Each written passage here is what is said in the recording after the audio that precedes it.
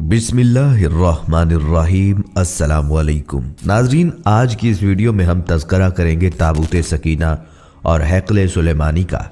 हम आपको बताएंगे कि ताबूत सकीना क्या है, ये इस वक्त कहाँ मौजूद है और इसको लेकर मुख्तलिफ मज़ाहिब के लोगों में लड़ाई क्यों हो रही है।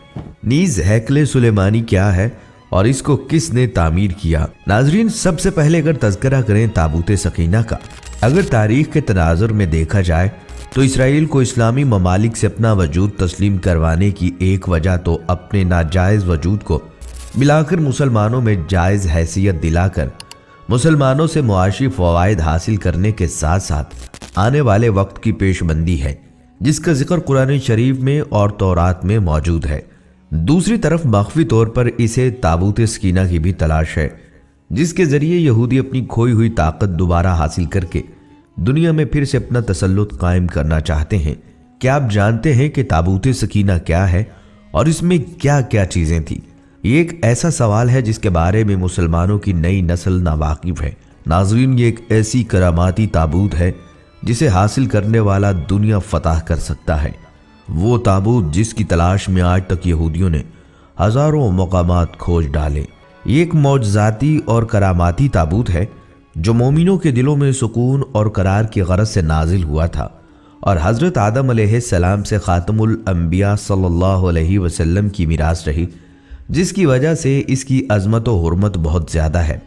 इस संदूक को ताबूत सकीना इसलिए कहा जाता है क्योंकि इस ताबूत के ज़रिए लोगों के दिलों में तसल्ली, इत्मीनान और सुकून हासिल होता है। इसे ताबूत इसलिए कहते हैं कि जो चीज़ इसमें से निकाली जाती थी वो फिर वापस उसी में चली जाती थी। यहूदियों और मसीहों के नज़रिए के मुताबिक ताबूत सकीना मूसा अलैहिस्सलाम ने खुदा के कहने पर बनाया था और इसमें वो पत्थर की लोहें लाकर रखी थीं जो उनको खुदा ने कोहे सीना पर दी थीं और जिनमें यहूदी मज़ाहिब की तालीमात बयान की गई थी। जब बनी इसराइल अल्लाह ताला के अहकामात की नाफरमानी करने लगे और खुल्लम खुल्ला वो काम करने लगे जिनसे अल्लाह ने उन्हें मना किया था, तो ये ताबूत उनसे एक जंग के दौरान में खो गया और उन्हें शिकस्त का सामना करना पड़ा। ये ताबूत हज़रत तालूत के ज़माने में वापस मिल गया। इसी बारे में कुरान मजीद में भी इरशाद है। उन लोगों से उनके नबी ने कहा कि तालूत के बादशाह होने की अलामत ये है कि तुम्हारे पास वो संदूक वापस आ जाएगा जिसमें तुम्हारे रब की तरफ से तस्कीन क़ल्ब का सामान है। हज़रत दाऊद ने खुदा के हुक्म से खुदा का घर बनाना शुरू किया जो ऐन उस मुकाम पर है जहां आज मस्जिद अक्सा मौजूद है। लेकिन यह आलीशान घर आपके बेटे हज़रत सुलेमान के अहद में मुकम्मल हुआ और इसको हैकल सुलेमानी के नाम से जाना जाता है। इस घर की तामीर के बाद ताबूत सकीना को यहाँ से पूरे एहतराम के साथ रख दिया गया और इस तरह यह मुकाम यहूदियों का मुक़द्दस तरीन मकाम बन गया। बाद के ज़माने में होने वाली जंगों ने इस हैकल को बहुत नुकसान पहुँचाया, लेकिन बाबल के बादशाह बख्त नसर बनु कद नसीर ने इसको मुकम्मल तौर पर तबाह कर दिया और इसको आग लगा दी। वो यहाँ से माले गनीमत के साथ साथ ताबूत सकीना भी ले गया था। इस तबाही के नतीजे में आज असली हैकल की कोई चीज़ बाकी नहीं है। इन तमाम तबाहियों के नतीजे में ताबूत सकीना कहीं गायब हो गया और उसका कोई निशान नहीं मिला। इस संदूक में क्या है? बाइबल के मुताबिक इसमें हज़रत यूसुफ का जस्द मुबारक और बाइबल ही की बाज़ रवायात की रूह से हड्डियाँ और कपड़े थे और इसे हज़रत मूसा अलैहिस्सलाम मिस्र से अपने साथ लाए थे। नाज़रीन, क़ससुल अंबिया में है कि इस मुतबर्रक संदूक में तौरात का असल नुस्खा हज़रत मूसा और हारून के असाव, पैरहन और मन का मर्तबान महफूज थे। आज भी बहुत सारे माहिर आसार क़दीमा और ख़ुसूसन यहूदी मज़हब से ताल्लुक़ रखने वाले माहिर उसकी तलाश में सरकर्दा हैं ताकि उसको ढूंढ कर वो अपनी उसी रूहानियत को वापस पा सकें जो कभी उनको अता की गई थी। ताबूत सकीना की मौजूदा जगह के बारे में मुख्तलिफ लोग क़यास आराइयाँ करते रहते हैं।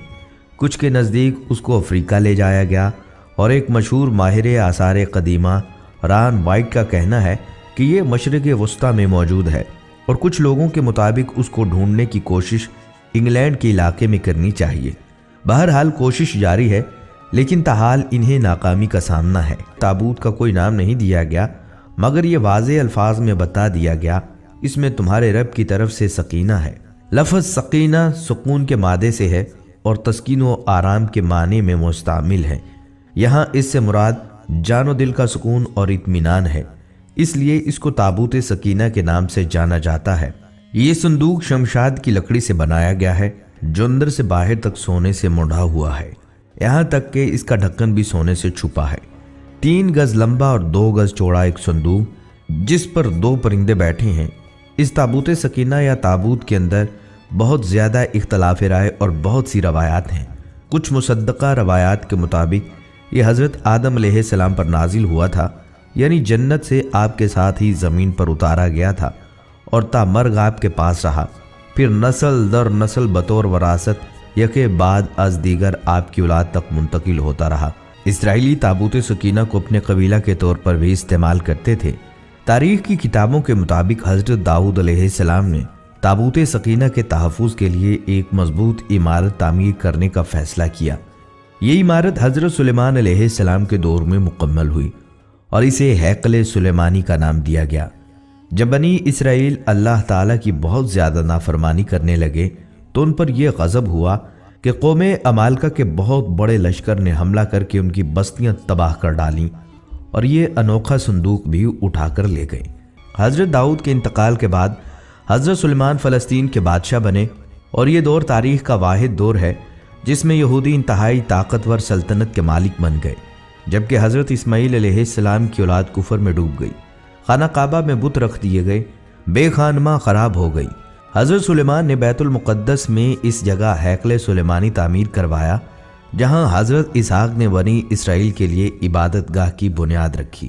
دوستو، جو صندوق ایک نہ دو بلکہ پورے 1,24,000 انبیاء کرام کی میراث رہا ہو تو اس کی عظمت کتنی بلند ہوگی، اور اس صندوق کو رکھنے کے لیے اتنی ہی بلند مرتبہ اور برکت والی جگہ کی ضرورت تھی، جس کے لیے اللہ تعالیٰ نے اپنے کلام بلاغت میں ارشاد فرمایا، پاک ہے وہ ذات جو اپنے بندے کو رات ہی رات میں مسجد حرام سے مسجد اقصی لے گئی۔ حضرت یعقوب علیہ السلام نے حکم خداوندی کے مطابق مسجد بیت المقدس مسجد اقصی کی بنیاد ڈالی، اسی وجہ سے بیت المقدس آباد ہوا۔ آپ کا نام اسرائیل علیہ السلام بھی تھا، آپ ہی کی اولاد بنی اسرائیل کہلاتی ہے۔ حضرت موسیٰ علیہ السلام نے برسوں سرائے سینا میں پھرنے کے بعد اپنی قوم کے لیے ایک عبادت کا خیمہ بنایا۔ یہ 25 فٹ لمبا، 5 فٹ چوڑا اور 15 فٹ اونچا تھا۔ اس میں قیام عبادت، اوز سوز اور تابوت سکینہ کی جگہ تھی۔ حضرت جالوت کے دور تک یہود خیمے کا رخ کر کے عبادت کرتے جیسے یہ ان کا قبلہ ہو۔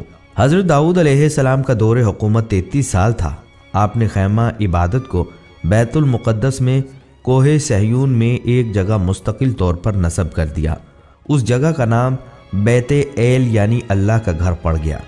اسی مقام پر خداوند کریم حضرت داؤد علیہ السلام سے ہم کلام ہوا اور اس جگہ کا نام حضرت داؤد علیہ السلام نے ہیبرون رکھا تھا۔ حضرت سلیمان علیہ السلام کا دور 39 سال آپ نے اس خیمہ عبادت کی جگہ ہیکل کی مستقل عمارت بنوائی، جس میں آپ نے جنات کی مدد لی اور اس میں قیمتی پتھروں کو ترشوا کر لگوا دیا، جن میں یاقوت، زمرد اور سونے چاندی کی تختیوں کی دیواریں ہیں، جن کی چمک اور روشنی اس قدر تھی کہ رات میں بھی روشنی کی ضرورت نہ پڑتی تھی۔ ایک مخصوص کمرہ تابوت سکینہ کے لیے وقف ہوا جس کا نام قدس رکھا۔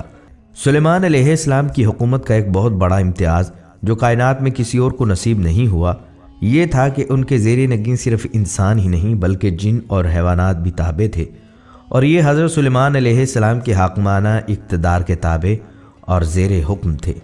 حق تعالیٰ نے جن کو ایسی مخلوق بنایا ہے جو مشکل سے مشکل اور سخت سے سخت کام انجام دے سکتی ہے، اس لیے حضرت سلیمان علیہ السلام نے یہ ارادہ فرمایا کہ مسجد یعنی ہیکل کے 4 جانب ایک عظیم الشان شہر آباد کیا جائے اور مسجد کی تعمیر بھی از سر نو کی جائے۔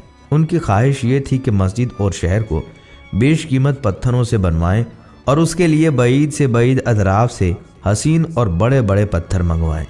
ظاہر ہے کہ اس زمانہ کے رسل و رسائل کے محدود اور مختصر وسائل سلیمان علیہ السلام کی خواہش کی تکمیل کے لیے کافی نہیں تھے۔ یہ کام صرف جن ہی انجام دے سکتے تھے، لہٰذا انہوں نے جنات سے ہی یہ خدمات لیں۔